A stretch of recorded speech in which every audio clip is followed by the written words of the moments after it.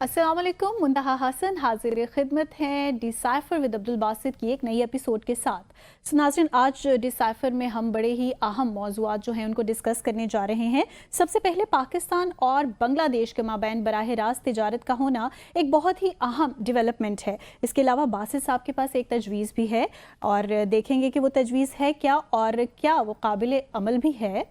और दूसरी जानिब मुंतखब सदर ट्रंप ने ईरान से राबिता कायम किया है। इस ज़िम्न में आपको कुछ अंदरूनी कहानी, उसका अहवाल बताएंगे। और फिर हर धर्म भारत के बारे में तो हम सभी जानते हैं, तलाश करने की कोशिश करेंगे कि आखिरकार कश्मीर कमेटी का चेयरमैन कौन है। Let's begin the show. Welcome Basit साहब। बहुत शुक्रिया। बिस्मिल्लाहिर्रहमानिर्रहीम और तमाम डिसाइफर देखने वालों को अस्सलाम वालेकुम। सो बासित साहब, आपके पास क्या तजवीज़ है जो लिए आप घूम फिर रहे हैं लेकिन हमारे नाजरीन के साथ शेयर नहीं कर रहे? नहीं, शेयर भी करेंगे क्योंकि तजवीज़ जैसे मैं समझता हूँ बड़ी अहम है। और जिस तरह आपने इब्तिदाई में कहा काबिल अमल भी है कि नहीं, तजवीज़ तो वही पेश की, तजवीज़ तो हाँ वो हम डिस्कस करेंगे। लेकिन तजवीज़ सफारती दुनिया में जब भी कोई तजवीज़ या इनिशिएटिव लिया जाता है उसके बारे में बहुत से एप्रीहेंशंस होते हैं। दुनिया उसको तैयार भी नहीं होती एक्सेप्ट करने के लिए। तो लेकिन एक प्रोसेस को शुरू करना पड़ता है, एक इनिशिएटिव लेना पड़ता है, तब कहीं जाकर वो उसकी शक्ल बन पाती है। आप मेरी क्यूरोसिटी और बढ़ा रहे हैं। नहीं, क्यूरोसिटी को नहीं। अच्छा, पहले तो देखिए पाकिस्तान बांग्लादेश के माबैन जो दो ताल्लुकात रहे हैं वो हम भी जानते हैं। शेख हसीना के ज़माने में किस नोयत के ताल्लुकात थे। शेख हसीना के जाने से बहुत सी स्पेस पाकिस्तान को मिली है, क्योंकि जो वो एक उनका शेख हसीना साहिबा का एक ख़ास नुक्ता नज़र था पाकिस्तान बांग्लादेश के ताल्लुकात को देखने का, उससे हमारी जान छूटी। क्योंकि बड़ा मायोपिक था, बहुत स्क्यूड था, उसमें बाइसेस बहुत ज़्यादा थे अगेंस्ट पाकिस्तान और वो माजी से निकल नहीं पा रही थी। हालांकि पाकिस्तान बांग्लादेश दोनों ने मिल के पाकिस्तान बनाया, मशरक़ी पाकिस्तान, मगरबी पाकिस्तान। तो बात तो ये होनी चाहिए थी कि हम आगे बढ़ते। और चूँकि 1974 का एक ट्राइपार्टाइट एग्रीमेंट भी था पाकिस्तान, भारत और बांग्लादेश के दरमियान, उसकी अगर आप क्लॉज 16 पढ़ें तो उसमें बड़ा वाज़ेह तौर पे लिखा है कि फॉरगिव एंड फॉरगेट, और आगे बढ़ें। लेकिन बांग्लादेश जो शेख हसीना थी वो आगे बढ़ नहीं पा रही थी और लिटरली भारत के हाथों में खेल रही थी। एग्जैक्टली, कुछ और एजेंडा जिनको लेकर वो आगे चल रही थी। एब्सोल्युटली। तो अब हमारे लिए एक मौका है, एक अपॉर्चुनिटी हमारे सामने आई है और उसको हमें सही तौर पे इस्तेमाल करना चाहिए दोनों ममालिक के मफाद में। ये मैं कतई नहीं कह रहा कि कोई ताल्लुक भी जो वन साइडेड हो। पाकिस्तान और बांग्लादेश के ताल्लुकात में अगर गर्मजोशी पैदा होगी तो ये दोनों ममालिक के लिए बेहतर होगा, हम दोनों लोगों के लिए बेहतर होगा। तो पहला तो एक बड़ा अच्छा काम हुआ, जिस तरह हमने पहले भी तजवीज़ किया था, शायद जब ये अगस्त में 5 अगस्त को ये वाक़या हुआ, शेख हसीना की हुकूमत गई, तो हमने अगले डिसाइफर के अपने शो में ही कहा था कि सबसे पहले जो आपकी तवज्जो होनी चाहिए वो होनी चाहिए तिजारत, इकनॉमिक रिलेशन। सही। तो उस पर आप फोकस करें। तो मुझे बहुत खुशी है कि पाकिस्तान का पहला कार्गो शिप 13 नवंबर को चट्टोग्राम, जो कि पहले चिटागोंग हुआ करता था, वहाँ पोर्ट पे पहुँचा।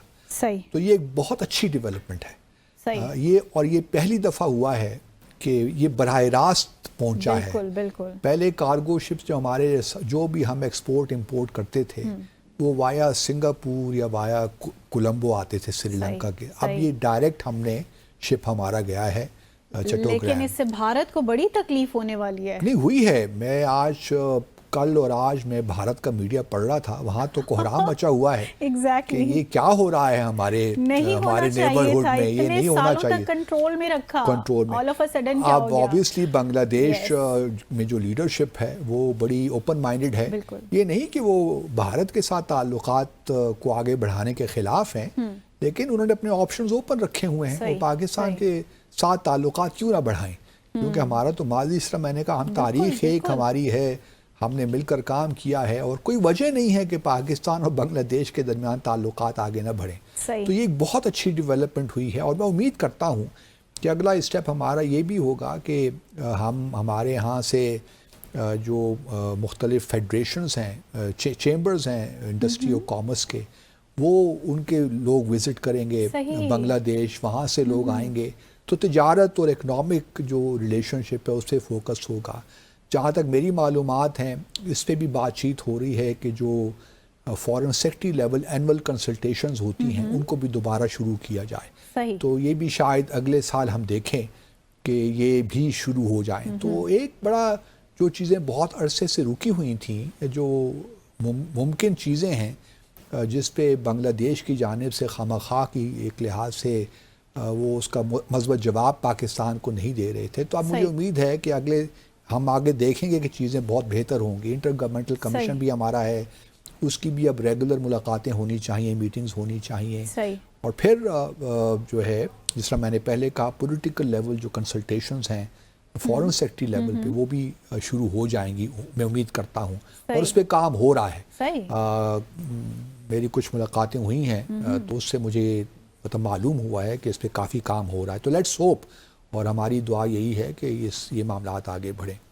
اچھا، جس تجویز کا آپ نے ذکر کیا، میں نے اس کو اشارتاً پہلے بھی ڈیسائفر میں ڈسکس کیا ہے، لیکن اس کو نام پہلے میں نے کچھ اور دیا تھا، لیکن بات ہے میں نے اس کے متعلق بہت سوچا کہ جس طرح آپ نے کہا نا کیا وہ قابل عمل بھی ہے کہ نہیں.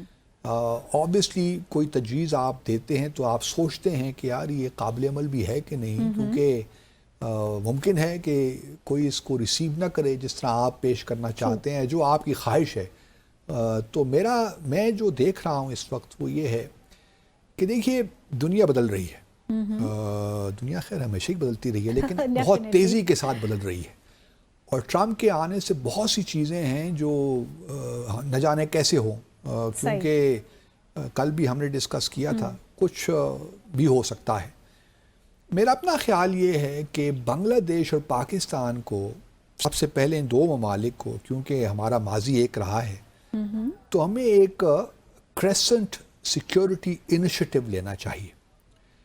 کریسنٹ آپ جانتی ہیں کہ ہمارا اسلام کے بارے میں کریسنٹ کی خاص اہمیت ہے، ہلال کی. تو میں اس کو مسلم کا نام بھی نہیں دینا چاہتا یا اسلامک سیکیورٹی انیشیٹو بھی نہیں کہنا چاہتا، اس کو میں کریسنٹ CSI کا نام دینا چاہتا ہوں. سب سے پہلے کیونکہ اگر آپ کو یاد ہو تو آج سے کچھ عرصہ پہلے بنگلہ دیش کے بہت سے اسکالرز ہیں جنہوں نے یہ کہا ہے، اور ہم نے اپنے شو میں ڈسکس بھی کیا ہے کہ پاکستان ایک نیوکلیر ویپنز اسٹیٹ ہے، تو ہمیں بھارت سے خطرہ ہے. تو پاکستان ہمیں جو ہے سیکیورٹی کی گارنٹیز پرووائڈ کر سکتا ہے. تو پہلے تو تھوڑا سا مجھے تعجب ہوا لیکن میں نے بعد میں ذرا سوچا اس کے متعلق. چلیے بائی لیٹرل تو بہت شاید پاکستان اس پوزیشن میں نہ ہو کہ براہ راست کوئی ایسا انیشیٹو بنگلہ دیش کے ساتھ ہمارا ہو، لیکن ایک کلیکٹیو انیشیٹو اس بارے میں ہو سکتا ہے. کیونکہ ابھی تک مسلم دنیا میں کوئی ایسا سیکیورٹی کا انیشیٹو نہیں ہے. OIC ہے اور بہت سی چیزیں چل رہی ہوں گی، D8 ہے ایک انیشیٹو، وہ اکنامک ریلیشنز پہ ہے، پولیٹیکل ریلیشنز پہ ہے. OIC اگر آپ دیکھ لیجئے یا اور انیشیٹوز بھی ہوں گے، لیکن سیکیورٹی کے معاملے میں ابھی تک کوئی ایسا انیشیٹو ہمارے سامنے نہیں آیا.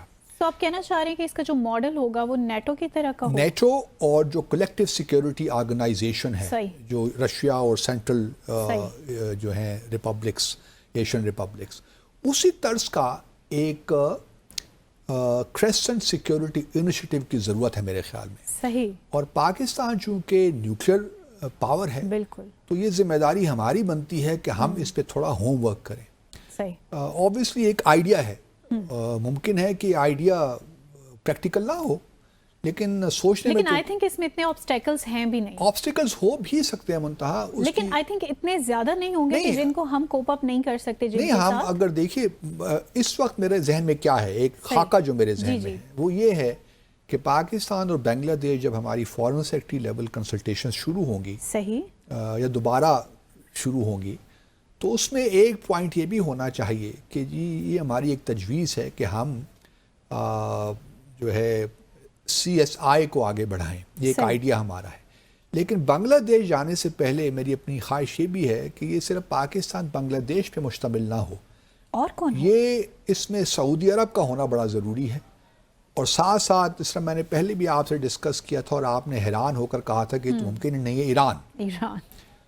لیکن اب مجھے کچھ نظر آتا ہے نا آپ کو. دیکھیے ہمیں ہماری بھی جو تھوڑی نظر تھی نا بڑی ہم آگے دیکھتے بہت تیز ٹھہری. مطلب یہ ہے اب دیکھیں ریسنٹلی سعودی عرب کے جو چیف آف جنرل اسٹاف ہیں انہوں نے ایران کا دورہ کر لیا. یہ بڑی اہم ڈیولپمنٹ تھی جو کسی نے نوٹس اس کا نہیں لیا. لیکن سعودی عرب بھی دیکھیے اب اپنے آپ کو پوزیشن کر رہا ہے، ان کو معلوم ہے، ہم اگلے سیگمنٹ میں ڈسکس کریں گے. لیکن سعودی عرب اور ایران کے ساتھ تھوڑی سی انفارمل ڈسکشن کرنے میں کوئی حرج نہیں ہے کہ دیکھیے ہمارا ایک آئیڈیا ہے، ہم ایک اسلامی دنیا کی ایک ایسی تنظیم بنانا چاہتے ہیں جس کا مقصد سیکیورٹی ہو، کیونکہ سعودی عرب کو بھی خطرات لاحق ہیں، ایران کا بھی ایک مسئلہ ہے، اور یہ ایک ایسا انیشیٹو ہوگا جس میں ایران اور سعودی عرب بھی ساتھ آ جائیں گے، ان کے بھی جو خدشات ہیں وہ بھی دور ہو جائیں گے. اس وجہ سے میری یہ رائے ہے کہ اس پہ تھوڑا سا سوچ بچار کرنا چاہیے، کیونکہ پہلے دیکھیں نا شروع میں کوئی آئیڈیا آتا ہے نا تو بہت سے لوگ ہوتے ہیں یار یہ چھوڑو کیا فضول باتیں ہو رہی ہیں، لیکن اس پہ اگر آپ تھوڑا سوچیں، غور کریں، اور جو ممالک آپ سمجھتے ہیں کہ ریلیونٹ ہیں ان سے آپ ڈسکشن کریں تو چیزیں کچھ نکل ہی آتی ہیں. اب اس میں نے پہلے اگر آپ کو یاد ہونا تو میں نے کہا تھا کہ مسلم کوارڈ ہونا چاہیے. اب میں ذرا کوارڈ سے نکل گیا ہوں اور مسلم ورڈ سے بھی، ہاں، کریسنٹ سیکیورٹی انیشیٹو اگر ہوگا اس سے مسلمان دنیا ہی ہوگی، لیکن اس میں ہم بعد میں اور ممالک کو بھی شامل کر سکیں گے. مثال کے طور پر ٹرکی ہے جو کہ بڑا اہم ملک ہے، لیکن ٹرکی شاید نیٹو کا ممبر ہے، اس وجہ سے وہ اس طرح ریسیپٹیو شاید نہ ہو، لیکن اور بھی ممالک کے لیے گنجائش ہو سکتی ہے. اس سے ملیشیا ہے، انڈونیشیا ہے، اسی طرح اگر آپ افریقہ میں چلے جائیں تو وہاں بھی ممالک آپ کو ایک دو نظر آ جائیں گے، خاص طور پہ ایجپٹ یا اور ملک جو بڑے بڑے ملک ہیں. تو ہم اس کو ایک کریسنٹ سیکیورٹی انیشیٹو کا نام دے کر پاکستان کو چاہیے کہ بحیثیت اونلی مسلم نیوکلیئر اسٹیٹ وہ اس کو آگے لے کر چلے. اور یہ بالکل جو ہماری پوزیشنز ہیں نا یونائٹڈ نیشنز میں اور کانفرنس آن ڈس آرمنٹ جنیوا میں جو ہم کہتے رہتے ہیں پازیٹیو سیکیورٹی ایشورنسز، بالکل اس سے بھی مطابقت رکھتا ہے کہ ہم جو نان نیوکلیئر ویپنز اسٹیٹس کو ایشورنسز دیتے ہیں کہ ہم ان کی سیکیورٹی کے ضامن ہیں. لیکن اگر ایک کلیکٹیو انیشیٹو آئے گا تو پھر obviously اس میں بہت سی راہیں کھل جائیں گی. اور بنگلہ دیش کیونکہ بہت سیریس تحفظات ہیں بھارت کو لے کر کہ بھارت کبھی نہ کبھی ان پہ کوئی ایسا کارروائی کر دے گا اگر یہ معاملات اس طرح جاری رہے، تو بھارت کو بھی سیکیورٹی کی ضرورت ہے. تو ہم ایک ایران کو بھی اور سعودی عرب بھی ساتھ ایک اگر آ جائیں گے تو پاکستان کا ایک بہت معاملات آگے چل پڑیں گے. لیکن یہ آئیڈیا ہے، لیکن میرا اپنا خیال ہے کہ ایسی بات نہیں ہے کہ قابل عمل نہیں ہے، اس پہ کام کرنا چاہیے. ممکن ہے 2-3 سال کے بعد ہمیں کوئی رزلٹ نظر آ جائے. تو میں یہ کہہ سکتی ہوں کہ یہ قابل عمل بھی ہے، اور اس پہ سوچنا ضرور چاہیے. So let's take a short commercial break here. Break کے بعد واپس آئیں گے اور ڈسکس کریں گے دیگر موضوعات. Stay with us. Welcome back after the break. So very surprisingly ایرانی سفیر سے رابطہ کیا گیا ہے جو کہ نیو یارک میں تعینات ہے امریکہ کی جانب سے. So اس کے اندر کی کیا کہانی ہے؟ یہ تو سرپرائز تو ہونا چاہیے، لیکن چونکہ ٹرمپ صاحب اسی قسم کے شخص ہیں تو یہ چیزیں تو آپ کو مطلب ڈائجسٹ کرنی پڑیں گی. بہت سے سرپرائز آپ کو ملنے والے اگلے 4 سالوں میں، خاص طور پہ جنوری سے پہلے 20 جنوری سے پہلے جب صدر ٹرمپ اپنے عہدے کا حلف اٹھائیں گے. اب ایلان مسک کو کیوں بھجوایا انہوں نے؟ ایلان مسک جو کہ ایکس کو اون کرتے ہیں اور بہت سی ٹیسلا ہے وہ اس کو بھی اون کرتے ہیں، تو بہت richest man, world richest man, تو وہ ٹرمپ کے بہت قریب ہیں. پوری ٹرمپ کیمپین میں وہ بڑے ایکٹیو رہے، ہم نے دیکھا بڑی ایکٹیو اور پھر ابھی انہوں نے ان کو نامینیٹ بھی کر دیا جو ہے ڈپارٹمنٹ آف گورنمنٹ ایفیشینسی. ایک نیا ڈپارٹمنٹ کھولا جائے گا، خاص طور پہ بنایا جائے گا جس کو ایلان مسک کو، یہ بیسیکلی بتاتا ہے ٹرمپ کی ایفیشنسی، تو بڑے قریب ہیں. اچھا، اب ایران کے ساتھ جو رابطہ قائم کیا ہے وہ ایلان مسک کو بھجوایا ٹرمپ صاحب نے کہ آپ ذرا جائیے اور نیو یارک میں جو ایران کے سفیر ہیں عامر سعید اروانی، ایمبیسڈر عامر سعید اروانی، ان سے ملاقات کر کے یہ پیغام آپ پہنچائیے۔ اب آپ لوگ کہیں گے کہ جی نیو یارک کیوں گئے ہیں، واشنگٹن میں کیوں نہیں گئے؟ جو واشنگٹن میں چونکہ سفیر ہے ہی نہیں، جس طرح امریکہ کا تہران میں کوئی سفیر نہیں ہے، اسی طرح ایران کا واشنگٹن ڈی سی میں کوئی سفیر نہیں۔ ڈپلومیٹک ریلیشنز آپ کہہ سکتی ہیں کہ نہیں ہیں اس وقت، اور جو انٹرسٹ ہیں ایران کے وہ پاکستان کا مشن دیکھتا ہے واشنگٹن ڈی سی میں، جو ایران کے انٹرسٹ ہیں۔ تو اگر کوئی رابطہ کرنا ہو، کوئی کونسلر میٹر ہو، تو واشنگٹن ڈی سی اپنے پاکستان مشن کو رابطہ قائم ان سے کرتا ہے، اور وہاں میرے خیال میں تہران میں جو ہے وہ سوئٹزرلینڈ کا مشن ہے جو کہ یو ایس کے انٹرسٹ کو وہاں ایران میں دیکھتا ہے۔ تو اب چونکہ ایران کے سفیر نیو یارک ہی میں ہیں، جو پرماننٹ ریپرزینٹیٹیو ہیں ٹو دی یونائیٹڈ نیشنز، ان سے ایلان مسک صاحب کی ملاقات ہوئی ہے۔ اس میں کیا بات چیت ہوئی؟ ہم نے کل گزشتہ روز ڈسکس کیا تھا نا کہ سیز فائر کی ایک گنجائش ہے، اور اگر ہے تو وہ لیبنان میں ہے، بالکل، تو وہی ایگزیکٹلی ڈسکس ہوا۔ وہ پہلی بات وہی ڈسکس ہوئی کہ دیکھیے آپ حزب اللہ کو منائیے اور ان کو مجبور کیجئے کہ جو ریزولوشن 1701 ہے اس پہ عمل درآمد کروائیں، تاکہ لیبنان کی حد تک ہم یہ سیز فائر 20 جنوری سے پہلے کروا لیں، یا 20 جنوری کو حلف اٹھائیں اور 21 جنوری کو یہ ہم اعلان کر دیں کہ سیز فائر ہو گیا ہے۔ صحیح۔ لیکن اب دیکھنا یہ ہے کہ ایران اس سے ایگری کرتا ہے کہ نہیں کرتا، کیونکہ ایران اور کسی حد تک پہلے یہ پوزیشن لیتے رہے ہیں کہ جی حزب اللہ کی، بلکہ جب حسن نصر اللہ حیات تھے تو اس وقت ان کی پوزیشن یہی تھی کہ ہم سیز فائر اس وقت تک نہیں کریں گے اسرائیل کے ساتھ جب تک کہ اسرائیل حماس کے ساتھ سیز فائر نہیں کر لیتا۔ صحیح۔ لیکن اب کچھ گراؤنڈ پہ صورتحال بدل گئی ہے، حماس اس طرح ایکٹیو نہیں رہا، اس کے پاس وہ ملٹری کیپیسٹی نہیں رہی، تو ایران کی بھی ایک خواہش ہونی چاہیے میرے خیال میں، اور حزب اللہ کی بھی، کہ وہ کم از کم حزب اللہ کے پاس جو قوت ہے اس کو بچا کے رکھیں، یا لیبنان میں جو تباہی جس کا دیکھیں نا بہت وہاں پہ بھی ہو رہا ہے، حالانکہ حزب اللہ نے بھی اٹیک کیے ہیں، کافی نقصان پہنچایا ہے اسرائیل کے اندر، خاص طور پہ حائفہ سٹی میں، اور میرا خیال ہے کہ اسرائیل کو اب اس کا ادراک ہو بھی رہا ہے ٹو سم ایکسٹینٹ، لیکن ایک پریشر بھی ہے نا امریکہ کا، ٹرمپ کا یہ پریشر بلڈ ہوگا کہ دیکھیے اگر آپ نے فلسطین کے مسئلے پہ ہماری اشیر بات لینی ہے، اگر آپ نے مغربی کنارے کو انیکس کرنا ہے اور ہم نے اگر اس کو تسلیم کرنا ہے، تو کم از کم لیبنان کی حد تک تو آپ ہمیں ایکوموڈیٹ کریں نا، تاکہ ہم جو ہے آپ کو فلسطین کے معاملے میں ایکوموڈیٹ کر پائیں۔ تو یہ کوئٹ پرو کو تو ہوتا ہے نا، لینا دینا تو ہوتا ہے سفارت کاری میں۔ بالکل۔ تو اب ایران کو یہ میسج گیا ہے، ایلان مسک نے دیا ہے، ٹرمپ کا میسج ہے بنیادی طور پہ، کہ جی آپ یہ حزب اللہ کو آپ کہیں کہ جو ہے 1701 کو مانے، اور جو بفر زون ایک بنا ہوا تھا یا بننا چاہیے تھا اس کو ایکسیپٹ کریں، تاکہ پھر اور یہ کمٹمنٹ ہمیں دیں کہ جو حزب اللہ ہے وہ جو شمالی اسرائیل ہے جہاں پہ سارے تقریباً 60,000 اسرائیلی وہاں رہتے ہیں، نارتھ آف اسرائیل، وہاں پہ اٹیک نہیں کرے گا۔ تو یہ آپ ہمیں گارنٹیز دیں تاکہ ہم یہ سیز فائر کا اعلان یہ نومبر تک اپنے جنوری تک ہو جائے۔ اب ایران آبویسلی اوبلائج کرنا چاہے گا میرے خیال میں۔ کیا حزب اللہ بھی کرنا چاہے گا؟ حزب اللہ تو دیکھیے اگر ایران مان جائے گا تو پھر حزب اللہ کے لیے بہت مشکل ہوگا کہ وہ ایران کی بات کو جھٹلائے۔ After having so much big losses, I don't think so کہ حزب اللہ کو بنانے میں ایران کا بہت بڑا ہاتھ ہے نا۔ اگر ایران بھی اپنا روک دیتا ہے، ان کو امداد نہیں کرتا، تو وہ پھر بڑا مسئلہ ہو جائے گا۔ اس لیے لاریجانی بھی جو ہیں وہ بھی کل پرسوں ایران میں تھے، پھر سیریا بھی گئے، عراق بھی جائیں گے۔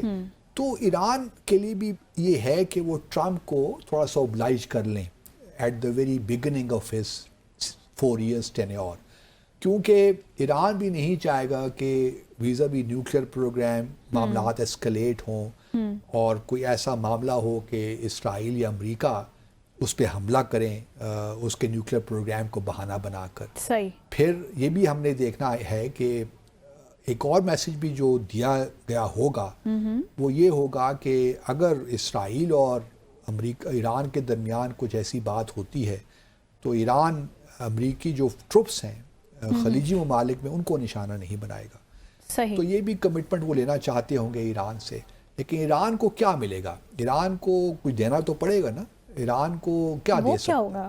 ٹرمپ دیکھیے ایران کے ساتھ بہت سی چیزیں ہو سکتی ہیں اور کوئی یہ مطلب اس کی توقع آپ رکھ سکتے ہیں کیونکہ پریزیڈنٹ ٹرمپ کی یہ خواہش ہوگی کہ جب وہ حلف اٹھا لیں تو جہاں وہ یہ لیبنان میں سیز فائر ہو وہاں تھوڑا سا سعودی عرب پہ بھی پریشر بلڈ کریں تاکہ وہ ابراہیم ایکارڈز کو ریوائیو کر سکیں. صحیح. اب ایران کے ساتھ انگیجمنٹ کا مطلب یہ ہے کہ سعودی عرب پہ بھی پریشر ہے. صحیح بالکل. یہ ساری جو چیزیں نا آپ اگر لنک کیجئے تو آپ کو ایک تیر سے دو شکار. ہاں تو ایک طرف تو ایران کے ساتھ تھوڑی ہاب نابنگ کر کے پریشر بلڈ کرنا چاہتے ہیں سعودی عرب پہ بھی اس پہ پریشر بلڈ ہو.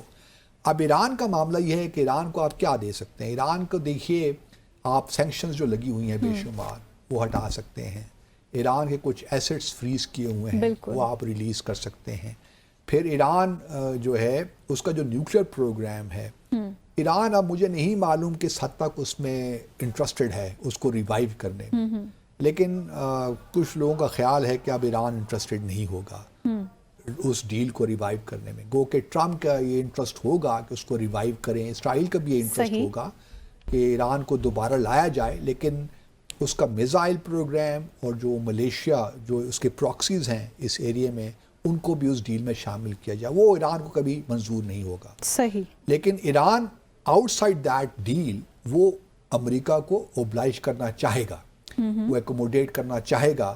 اگر وہ لیبنان کی حد تک امریکہ کو ایکوموڈیٹ کر سکتا ہے لیکن ساتھ ساتھ میرے خیال میں ایران تھوڑا بہت کچھ نہ کچھ فلسطین کے لیے بھی لینا چاہے گا. وہ کیا ہوگا؟ obviously کہ 2 اسٹیٹ سولوشن کی طرف واپس آئیے کہ ویسٹ بینک میں جو سیٹلمنٹس ہیں ان کو آپ روک دیجئے. جس طرح UAE نے بھی تقاضا کیا تھا کہ ہم آپ سے سفارتی تعلقات وہ قائم کرنے جا رہے ہیں لیکن آپ سیٹلمنٹ پہ آپ نے یہاں پہ اسٹاپ کر دینا ہے. لیکن اسرائیل نے بات نہیں سنی.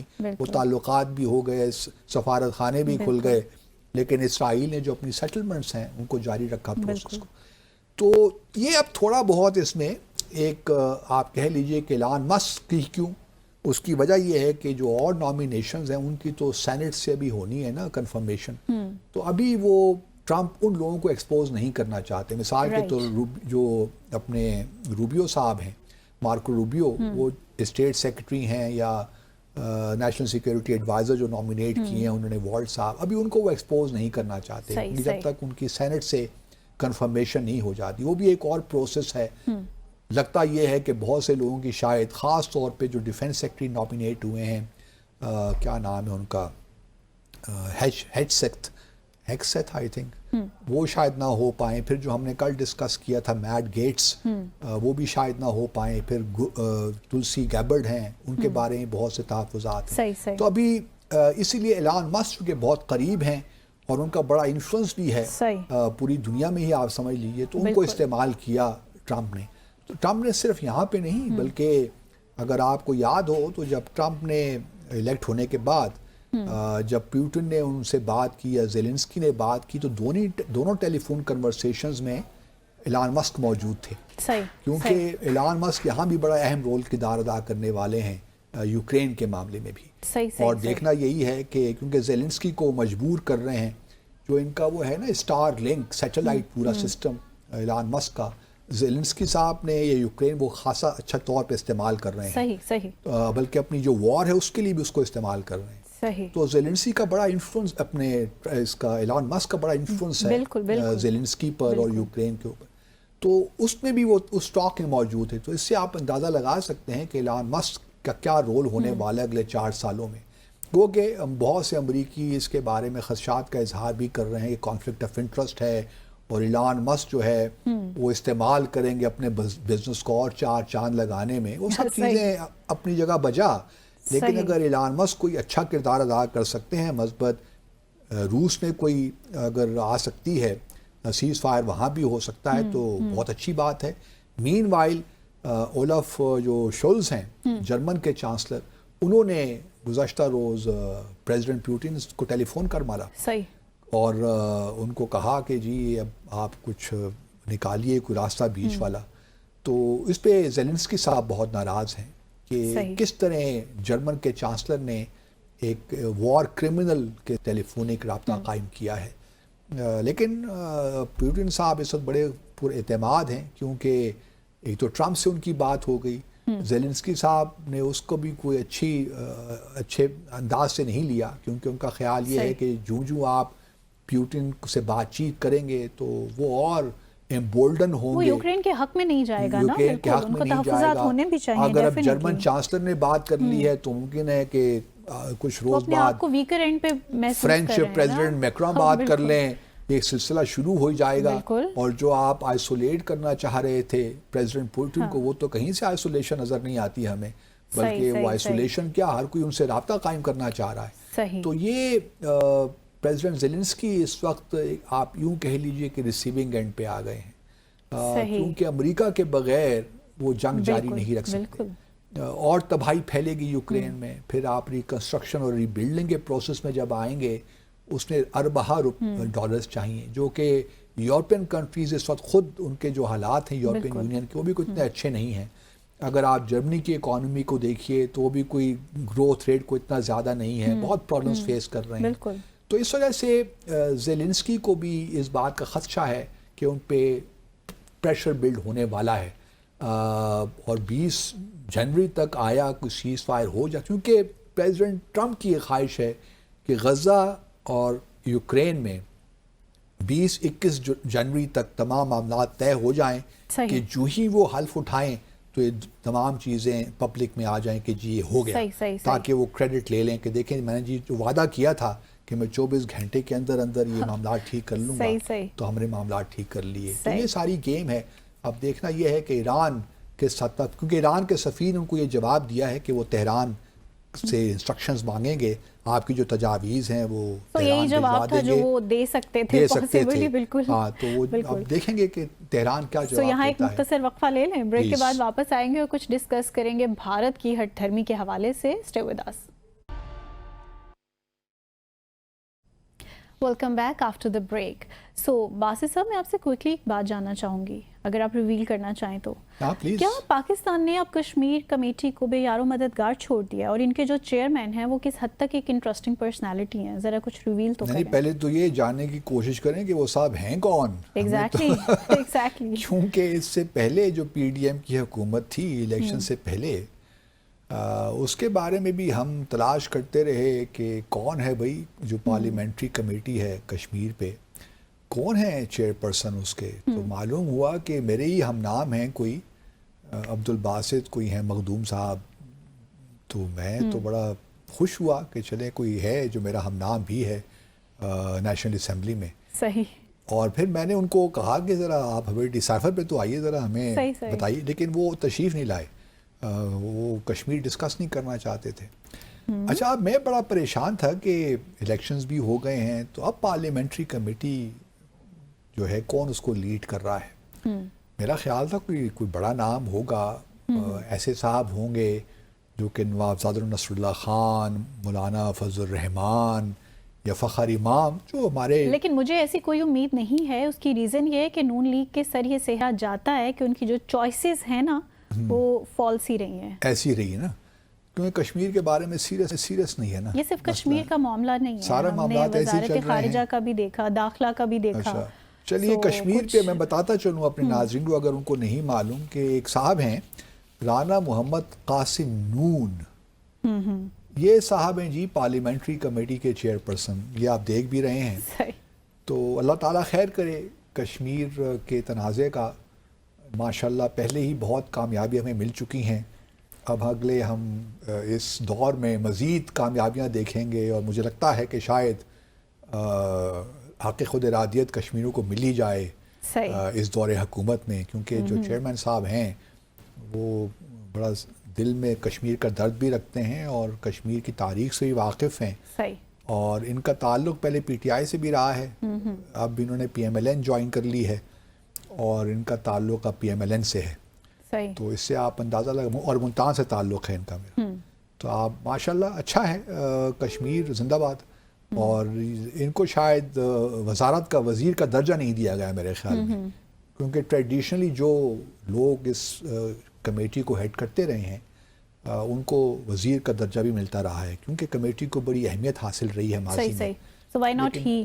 بات کے ساتھ ساتھ کشمیر کمیٹی کا رول رہا ہی نا. پہلے لوگ کشمیر کمیٹی کے لیے بہت کوشش کرتے تھے کہ ہمیں کشمیر کمیٹی کا آپ چیئرمین لگا دیں, لیکن اب وہ خواہش نہیں رہی کیونکہ کوئی ڈیلیور تو کر نہیں پاتے. اس کو مزاق, مطلب جس کو کم سے کم نوازنا ہو اس کو بنا دیں. چلیے کہ جی آپ چیئرمین کمیٹی ہیں. ایک کھڈے لائن لگانے والی بات ہوئی کہ زمانے میں بڑی اہم کمیٹی ہوا کرتی تھی, اب یہ کھڈے لائن کمیٹی ہو گئی ہے میرے حساب سے, جو کشمیر کا نون صاحب تو بڑے پریشان ہوں گے نون لیگ میں آنے کے بعد. لیکن نون لیگ میں آنے کے بعد بھارت پھر بھی چیئرمین تو بن گیا نا جی, اور یہ پارلیمنٹری کمیٹی ہے, سینٹ اور نیشنل اسمبلی دونوں کی ہے, تو یہ بڑی اہمیت ہے ابھی بھی اس کی. اگر اس کو ریوائیو کر سکے تو میں امید کرتا ہوں کہ نون صاحب کبھی مجھے بھی اس کمیٹی میں بلا کر تھوڑا مجھ سے بھی پوچھ لیں گے کہ کشمیر کو ہم تو کیا آپ نون صاحب کو انوائٹ کرنے جا رہے ہیں؟ میں تو نون صاحب کو انوائٹ نہیں کروں گا. اگر وہ ہمیں انوائٹ کر لیں کمیٹی کسی اجلاس میں تو ہم ضرور چلے جائیں گے, میں اور آپ دونوں چلے جائیں گے. اچھا, اس کے علاوہ دیکھیے کل ہم ڈسکس کر رہے تھے, آپ نے بھارت کی ہٹ دھرمی کی بات کی. بالکل بالکل. اب آئی سی سی نے فائنلی بھارت سے پوچھ ہی لیا ہے کہ جی بتائیے کیا تحفظات ہیں آپ کے, آپ پاکستان کیوں نہیں جانا چاہتے, ہمیں لکھ کے بتائیے. یہ زبانی جمع خرچ پہ تو کوئی یقین نہیں کرتا, تو اپنے ریزنز ہمیں دیجئے کہ آپ کے یہ ریزنز ہیں. اچھا, ایک ریزن جو بھارت کے میڈیا سے مجھے پتہ چلا, جے شاہ صاحب یہ کہتے ہیں کہ جو چیمپئنز ٹرافی کا ٹور ہے, ایک ہوتا ہے نا ٹرافی آپ لے کر گھومتے ہیں ادھر سے ادھر لوگوں کو دکھانے, ایک دلچسپی پیدا کرنے کے لیے. جب ٹورنامنٹ شروع ہونے سے, اولمپک ٹرافی بھی دیکھیں پوری دنیا میں جو فلیم ہے پورا جاتا ہے دنیا کے حصے میں, تو یہاں بھی یہی ہے کہ جو چیمپئنز ٹرافی ہے اس کو مختلف علاقوں میں گھومتے ہیں تاکہ لوگوں میں اویئرنیس پیدا ہو کہ جی اگلے سال یہ چیمپئن ہو رہی ہے, تاکہ لوگ زیادہ سے زیادہ انوالوڈ ہوں. تو ان کو اعتراض یہ ہے کہ اس ٹرافی کا جو ٹور ہے, چیمپئنز ٹرافی کا ٹور, اس میں پاکستان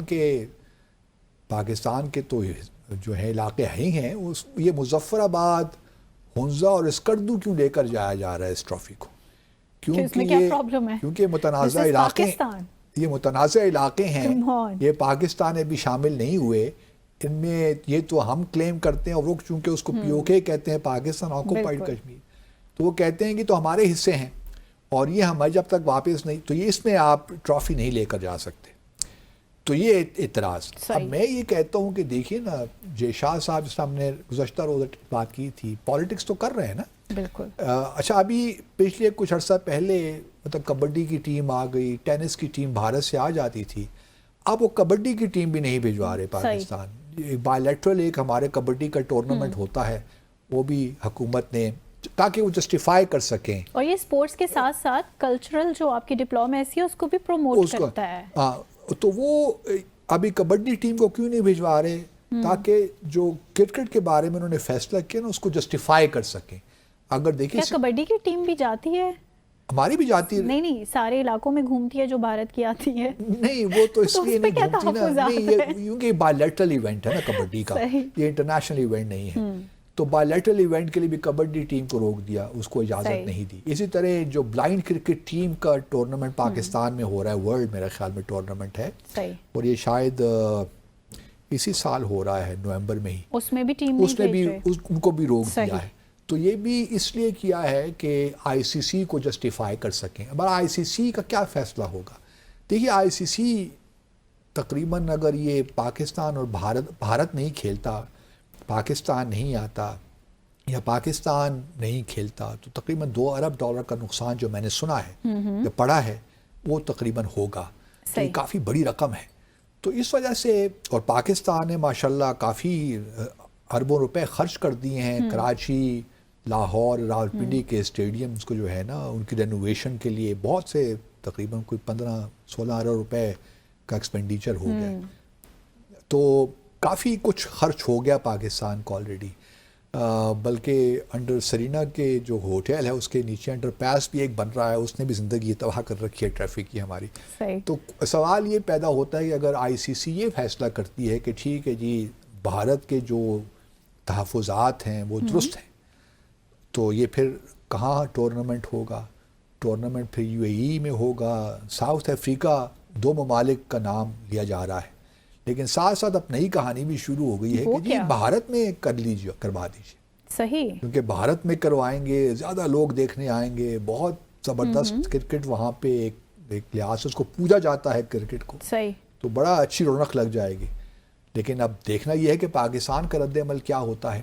ہم نے کل بھی گزارش یہی کی تھی کہ قومی وقار کو داؤ پہ نہ لگائیں. بالکل بالکل. اگر پہلے تو یہ آپ ڈٹے رہیں کہ ہم بھارت کے بغیر ہی پاکستان میں ٹورنامنٹ کروائیں گے، آئی سی سی ممکن ہے اس پہ راضی نہ ہو، صحیح، اور وہ یہی کہے کہ جی آپ ساؤتھ افریقہ ہے، تو پھر آپ کہیں گے ہم نہیں آتے اس دفعہ. اگلے دفعہ دیکھیں گے ہم چیمپئنز ٹرافی. لیکن اس چیمپئنز ٹرافی میں اگر یہ پاکستان میں نہیں ہوتی تو ہم کہیں اور کھیلنے نہیں جائیں گے. ایک دفعہ آپ اسٹینڈ لے کر دیکھیے تو صحیح کہ کیا طبیعت صاف ہوتی ہے کہ نہیں آئی سی سی کی، کیونکہ پاکستان بھی ایک امپورٹنٹ پلیئر ہے، ایک امپورٹنٹ ٹیم ہے پاکستان کی، اور اس کے بغیر بھی یہ جو دنیا کے ٹورنامنٹس ہوتے ہیں یہ بھی وہ اس طرح اس میں جان نہیں ہوتی جو ہونی چاہیے.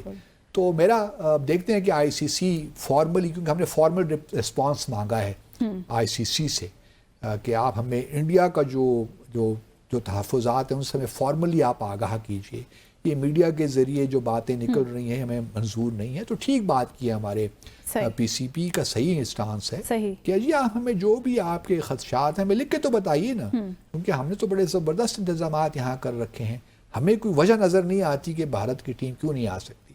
اگر ایک سیاسی فیصلہ کرنا ہے تو کھیل بھی سیاسی ہو گئے اب.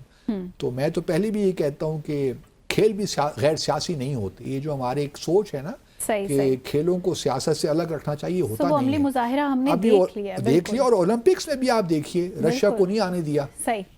اس سے پہلے 1980s میں بھی دیکھیے تو رشیا کو نہیں آنے دیا. تو یہ بھی کھیل بھی سیاست ہوتے ہیں، کوئی چیز ایک دوسرے سے الگ نہیں ہو سکتی. تو بہرحال یہ ایک ہے معمہ پاکستان اور بھارت کے درمیان جو تعلقات کی نوعیت ہے اسی قسم کی ہے. اور جب تک جموں اور کشمیر کا تنازع حل نہیں ہوتا میں بار بار یہی کہتا رہتا ہوں کہ پاکستان اور بھارت کے درمیان تعلقات نارمل ہو ہی نہیں سکتے. صحیح. سو باسی صاحب نے تو قرار دے دیا پالیٹکس از ایوری ویئر، چاہے کھیل کا میدان ہو یا کہ بائی لیٹرل یا کہ ڈفرینٹ ممالک کے ریلیشنز کی بات ہو، گلوبلائزیشن کی بات ہو. سو اسی کے ساتھ آج کے انٹرسٹنگ ٹاپکس کو یہاں وائنڈ اپ کریں گے. پروگرام کا وقت ختم ہوا چاہتا ہے. آپ سے ملاقات ہوگی انشاءاللہ نیکسٹ ویک. ٹل دین ٹیک کیئر. اللہ حافظ.